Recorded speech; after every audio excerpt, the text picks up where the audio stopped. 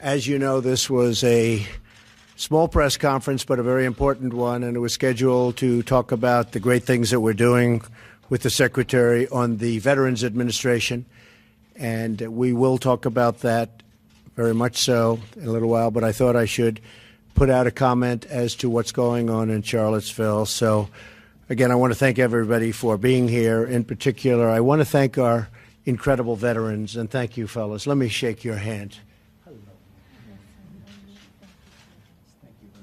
Thank you very much, sir.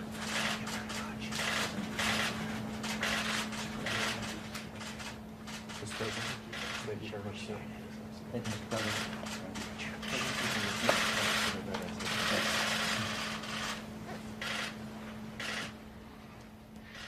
Great people. They're great people.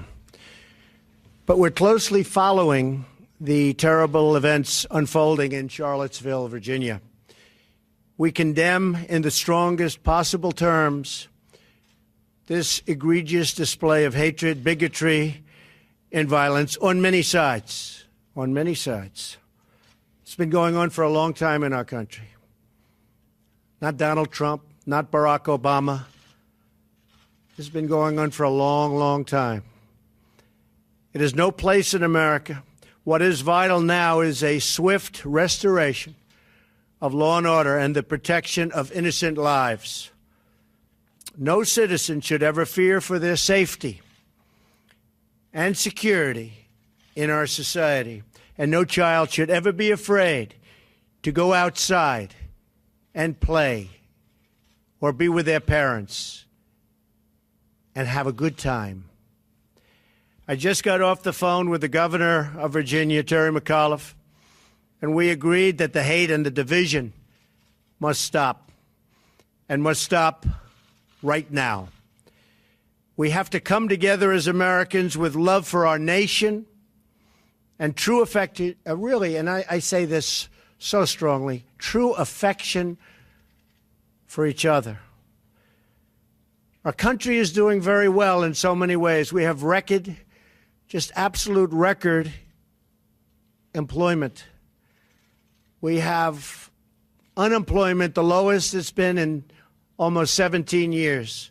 We have companies pouring into our country, Foxconn and car companies and so many others. They're coming back to our country.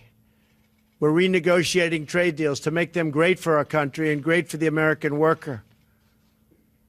We have so many incredible things happening in our country. So when I watch Charlottesville, to me it's very, very sad. I want to salute the great work of the state and local police in Virginia, incredible people, law enforcement, incredible people, and also the National Guard. They've really been working smart and working hard. They've been doing a terrific job. Federal authorities are also providing tremendous support to the governor. He thanked me for that. And we are here to provide whatever other assistance is needed. We are ready, willing, and able. Above all else, we must remember this truth. No matter our color, creed, religion, or political party, we are all Americans first. We love our country. We love our God.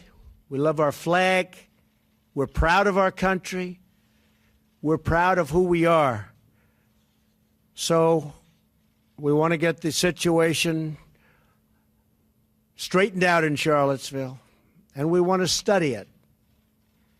And we want to see what we're doing wrong as a country where things like this can happen. My administration is restoring the sacred bonds of loyalty between this nation and its citizens. But our citizens must also restore the bonds of trust and loyalty between one another. We must love each other, respect each other, and cherish our history and our future together. So important. We have to respect each other. Ideally, we have to love each other. And now to the Veterans Administration, where I'm so proud of David Shulkin and the job you've done, what you've done in such a short period of time. I think you folks would attest to it. If anybody disagrees, you can leave the room right now. But David really has. He's a star, what he's been able to do. So, David, I'd like to thank you very much for your leadership and for the profound improvements to the VA services that you've made in such a short period of time. Today is another milestone in our work to transform the VA, where we're doing record-setting business, including something called the Accountability Act, where David and his executives can now hold people accountable for doing a poor job and say, you're fired. You do a poor job for our veterans, you're fired. That's been in the making for 40 years. They weren't able to get it approved. One of our legislative successes, frankly, one of our many legislative successes. We got it approved. And I know, David, it's making life a lot better, and people are working a lot harder because of it. In a few moments, I will sign the VA Choice and Quality Employment Act of 2017. This bill will ensure that veterans continue to have the ability to see the doctor of their choice, so important, and don't have to wait or travel long distances for care. And during the campaign, I kept talking about it. People, these great, incredible veterans, our finest, they're waiting in line for 7 days, 9 days, 14 days for ailments that could be fixed quickly, and they end up dying of things that could be taken care of very, very routinely. And I said, that's never going to happen when I'm president. And I said, even at the time, before having tremendous research given to me, and after the research was given, it was still back to the same basic common sense. Why can't they go out and see a doctor?